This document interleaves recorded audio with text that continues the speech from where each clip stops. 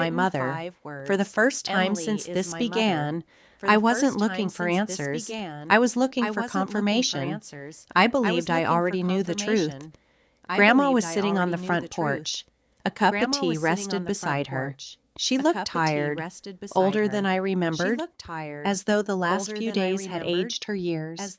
She watched me walk toward her, then quietly said, "I knew you'd come back."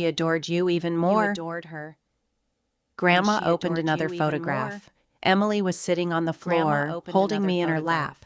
Emily I was couldn't sitting have been on the more than a floor, year old. holding me in her lap. Both of us were I laughing. couldn't have been more than She a year used to old. tell everyone, Both of us were Grandma laughing. said softly. She used Emma to has tell already everyone, lost her mother, Grandma said softly. so she'll never Emma lose has another already person lost her who loves mother. her. I So felt she'll my never chest lose another tighten. person who loves her. Grandma I continued. felt my chest That morning, tighten. Emily Grandma carried you into the continued. nursery for your That nap. morning,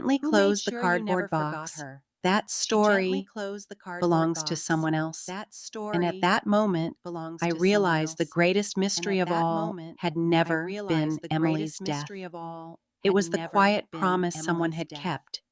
every was the single quiet promise birthday someone had kept. for 21 Every years. single birthday The room fell quiet for again. 21 years. Grandma carefully The closed room the fell old quiet cardboard again. box. She Grandma rested carefully both closed hands the on old top of cardboard it, box. as though she were She saying rested both goodbye hands to on top of 21 it, years as of though she were memories. saying I goodbye looked to at her. 21 years If it of wasn't memories. you, I looked at her. then who If it sent the wasn't bouquets? you, Grandma smiled Then sadly. who sent the bouquets? It wasn't me. Grandma smiled It never sadly. was.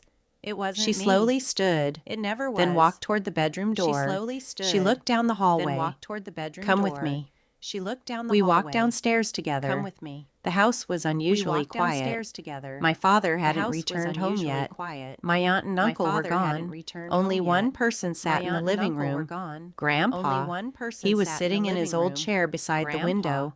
A He was sitting newspaper in his rested old on chair his beside lap, the window. but he wasn't A reading it. newspaper rested He was on his staring lap, out into the garden. But he wasn't reading Grandma it. stopped He was beside staring him. out into She the gently garden. placed her hand Grandma on his stopped shoulder. beside him. It's She gently time. placed her hand Grandpa on his closed his shoulder. eyes. It's For a few time. seconds, Grandpa he closed didn't his move. eyes. Then he For a folded few the seconds, newspaper, he placed didn't it on the move. table, Then he folded and the looked at me. newspaper, placed it I on the suppose you table, know about and Emily looked at now. me.